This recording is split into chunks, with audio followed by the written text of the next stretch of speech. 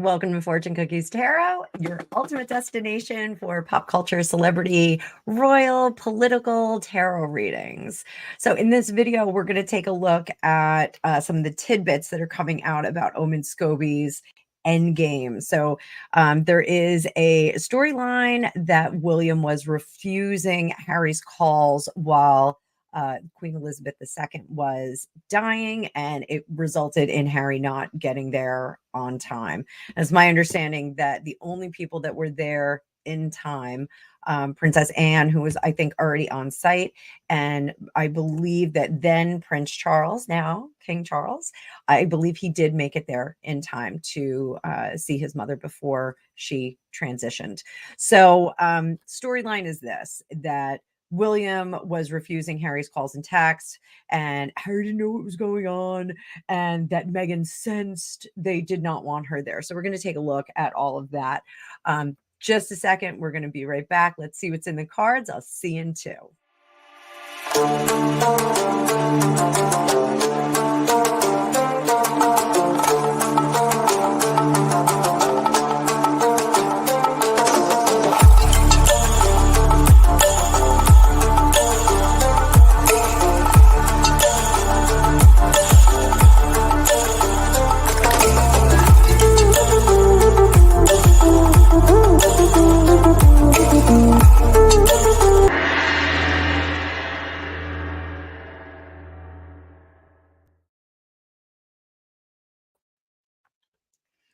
I'm Annabella, tarot practitioner for over 35 years. I'm super old and super cold with my hat on. In this video, we're going to take a mystical journey into the leaked little tidbits from Scobie's endgame.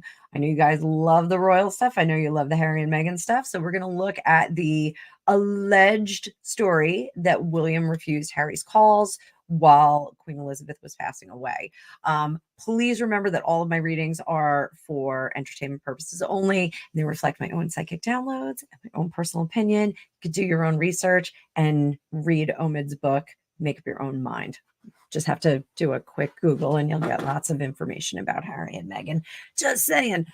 So you can also book your own magical reading with me at the link in the description or on my website, FortuneCookiesTarot.com. I do my readings live. We get to sit and chit chat and go over anything you want. I'm going to be running a special in the new year for a 12-month reading. So you can look for that on my scheduler as well.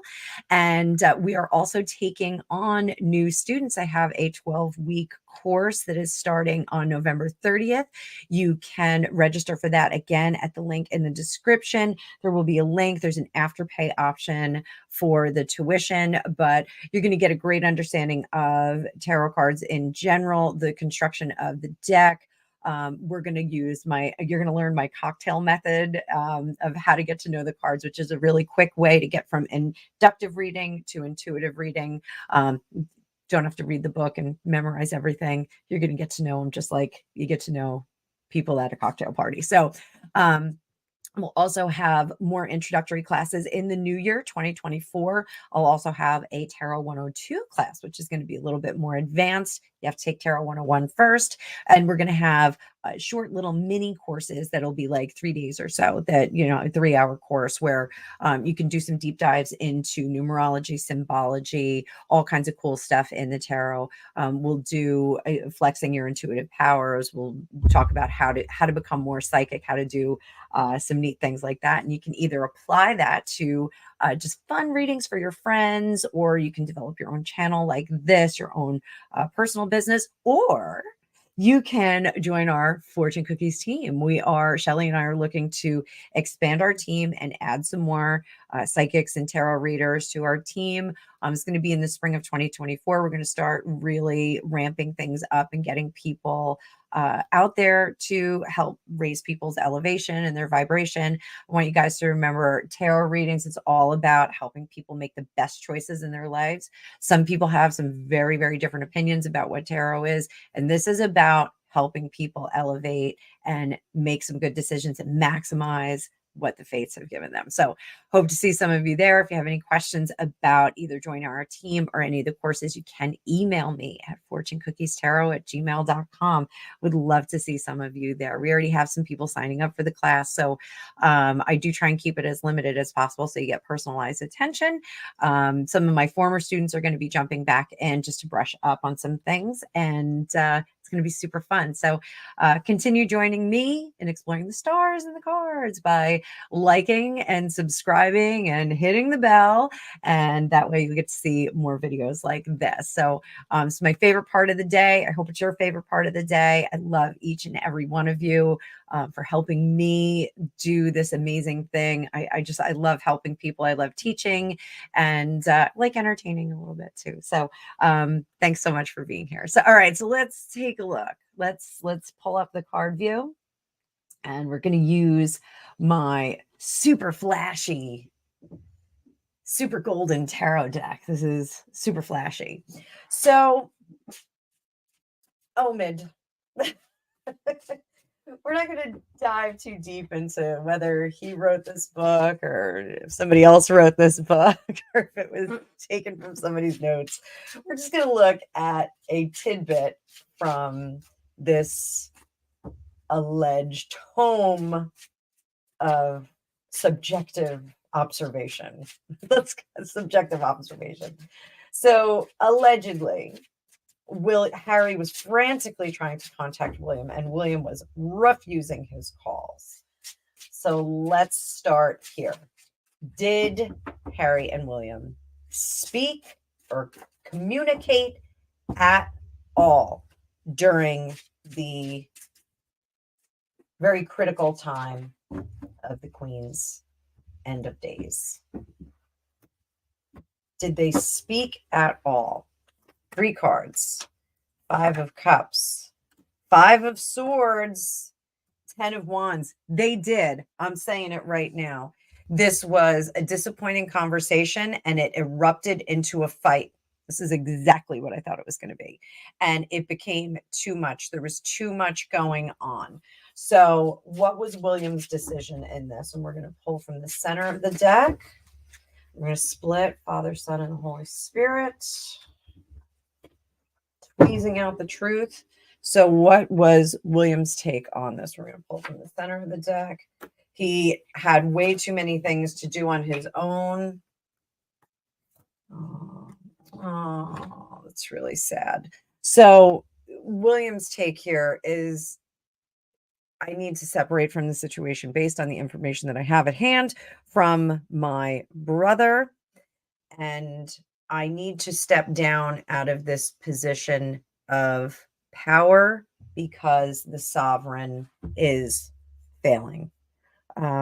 He basically told Harry, I'm not in charge of this. The Queen is still alive. She is in charge of this.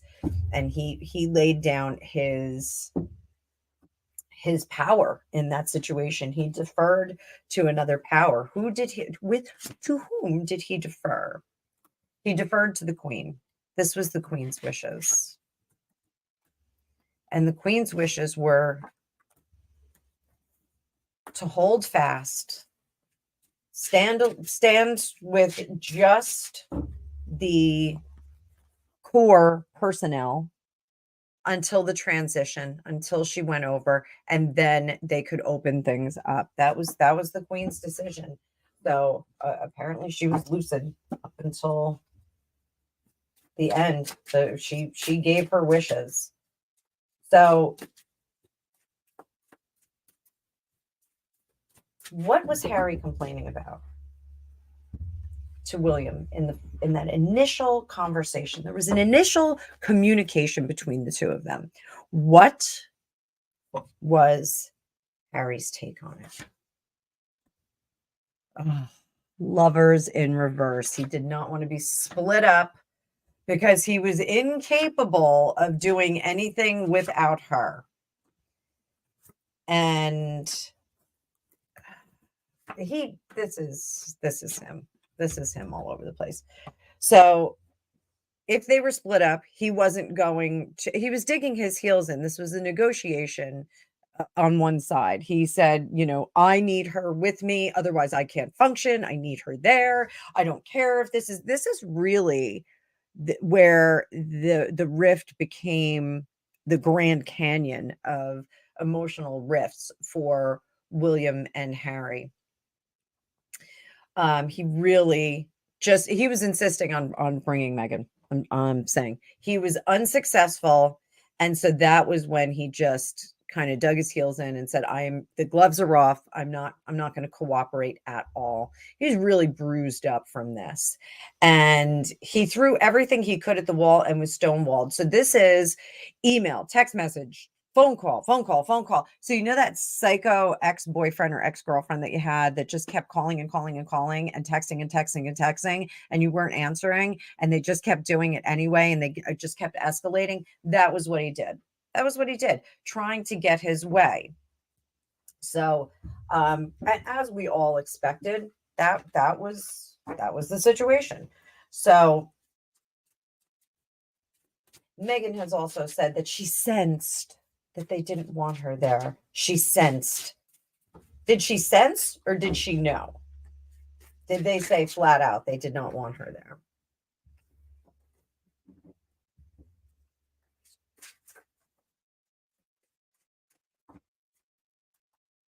Did William say that she was not welcome there?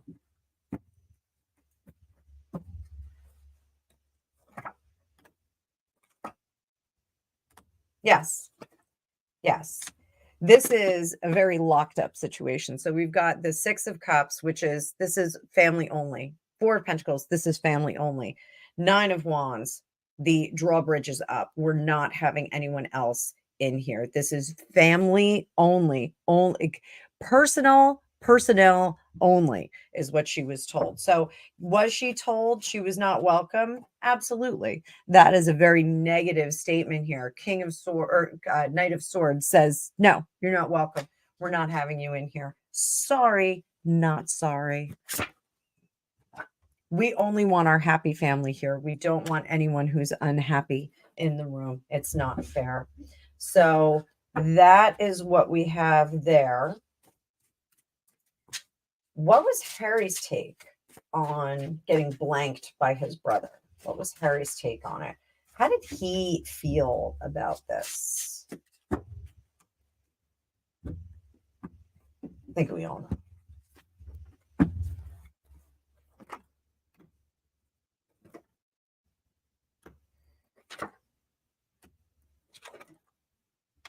There's that Lovers in reverse and the Page of Wands in reverse, and the 9 of Pentacles is up right now. So in his mind, this was the opportunity to create a new start and have his voice be heard. He's not going to be separated from his wife because that would reduce his power. He considered them a power couple, or considers them a power couple. They are a unit. Salt and pepper move together, and it's them against the world is really what this is all about. This was a defining moment where it was them against the world. They were cast out in his mind in this moment. And this freed him up to say whatever the hell he wanted. His reaction to it was, if you're going to be an ick, then I'm going to be an ick right back. And I left the D out. I'm going to say whatever I want.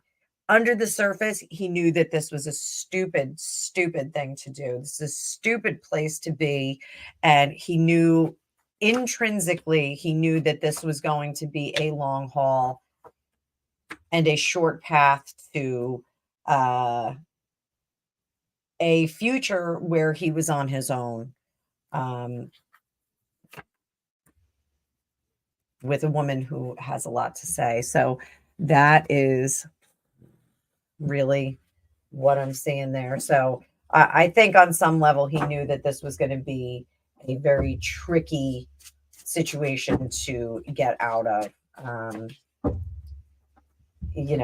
But he really was saying that, they are moving together only. They are not moving separately. He was not going to go there by himself. He did not want to go by himself. He did go by himself. Before we call this off. Let's pull up the card view again. I'm not going to pull this. I'm not going to stop the reading just yet. Stop the presses. So when he arrived, his disposition, he was brought by Anne, who apparently was very kind to him and brought him to the Queen's chamber where she was, I want to say lying in state, but she was not lying in state. She'd already passed away, but he brought her in there to say a final goodbye. The next morning, he left very quickly. What was his disposition between those 2 points? Allegedly, he took dinner in his room. He did not eat with everyone else, or he took dinner privately. What was his disposition in between seeing the Queen in her chamber and leaving the next morning?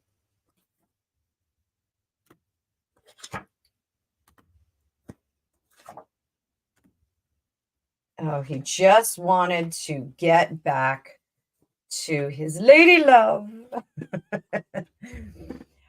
He felt empowered by this moment. He felt empowered by his decision to hit it and quit it in terms of the family situation. So he felt like leaving the situation made him much stronger and made him like so much more of a man of decision making. I'm going to take that.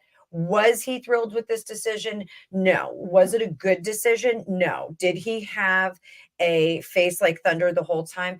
Absolutely. But underneath the surface, he's smirking the whole time, smirking like, I got over on all of you. I'm going to go be my own man. I'm going to go into a world where there's all this opportunity, and I'm going to leave very quickly. This card is disturbing, the 3 of Cups in the middle, which means I just want to get back and get to a substance or a drink or something that's going to take me out of this. I'm going to christen my new life as an independent person doing independent things. That's really, this was the christening of this new life moving forward very quickly, rashly. That's what I get from this 8 of Wands, is rashly. He moved very rashly into a future with a lot of different opportunities, a lot of different directions to go.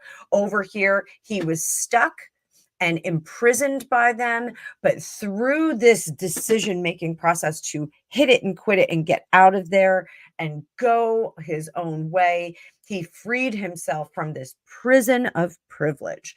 So, in the moment, he was thinking the right thoughts for independence. How is this book going to affect his relationship or non-relationship with William? How is it going to affect it? Because I think everyone kind of knows that this book was written in concert with them. The last one was. Why wouldn't this one be? So how is this book going to affect his relationship with William? Or non-relationship with William?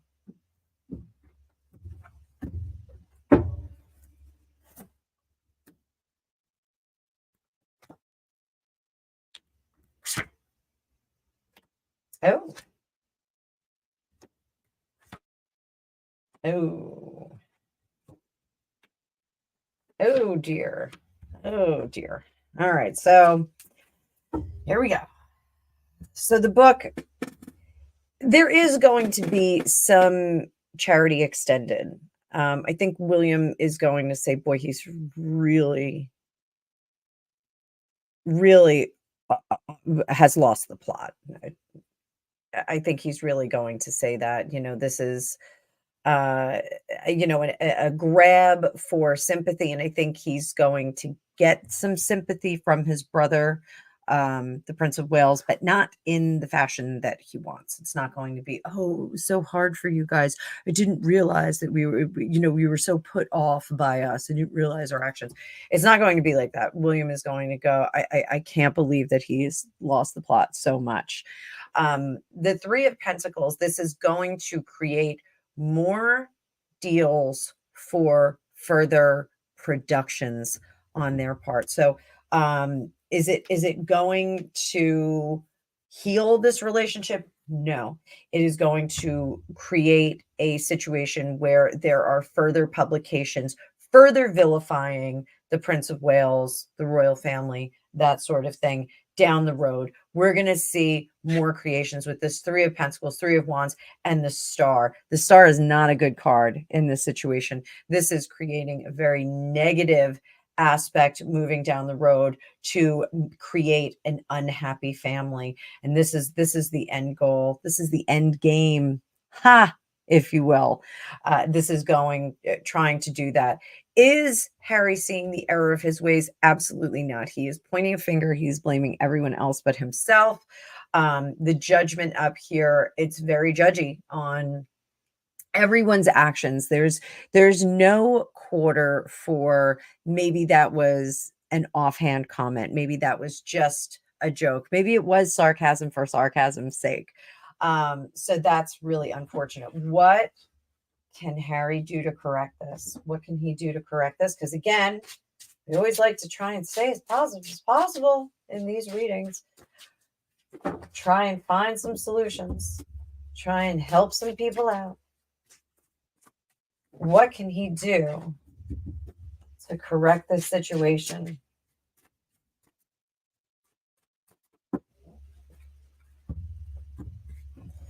What can he do to heal?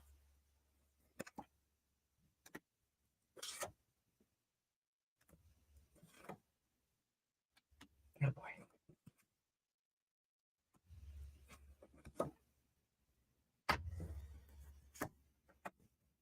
Oh boy.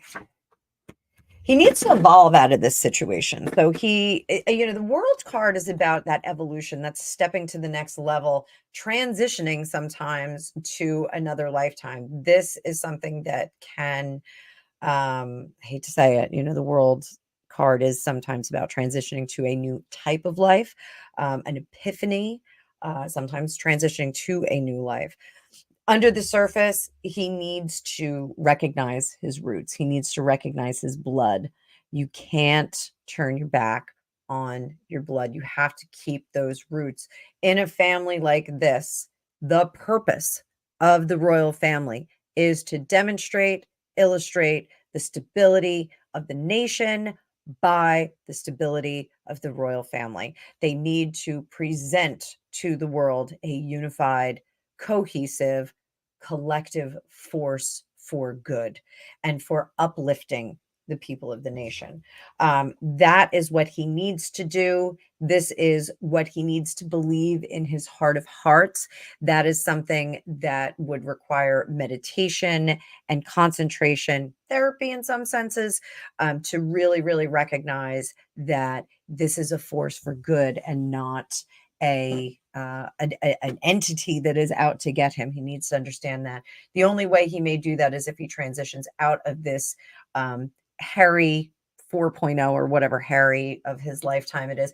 We do go through different phases of ourselves. We do transition from person to person. I'm certainly not the same person that I was when I was 15. I'm not the same person I was when I was 27. I'm not the same person I was last summer. I'm just going to say that.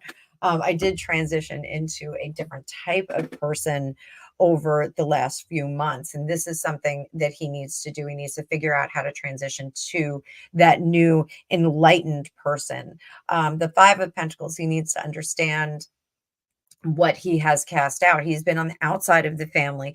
Five of Pentacles in the Rider-Waite deck is the mendicants. The mendicants lose everything that they have to get closer to God. In this sense, Harry would have to lose everything to get closer to the sense of family that he had within the royal family. The Seven of Pentacles we are looking at here. Looking back, he is not looking back and seeing the things that he did right, the things he did wrong. He needs to focus on that. The Devil card is the things that he has hitched himself to, the carts that he has hitched himself to that maybe are not serving him as well as possible. And he needs to get back to the good things that he did to promote the royal family, altruism, those sorts of things, and a true sense of work. These are the things that he needs to do. With the Pentacles here, this is about family and legacy. He needs to get back to that family and the legacy. He'll be able to do the work. It's going to take some time, but that's really what he needs to make amends. He needs to make amends. I hate to say it. So I do hope that you enjoyed this reading. I know you guys enjoy the Harry and Meghan stuff. So I'm going to try and get a little bit warmer and maybe lose my hat because this hat looks crazy. But I'm freezing down here. The hair on my arms is standing up and it's not from psychic downloads. So I hope you all are having a great day. Again, thanks so much. Please like this video, comment down below. Let me know what you think. Let me know what your instincts tell you, what your research tells you about this whole family calamity. But I'll look forward to your comments and what you guys think. So I hope you have a great day. I will see you all soon. Thanks so much for watching. Bye.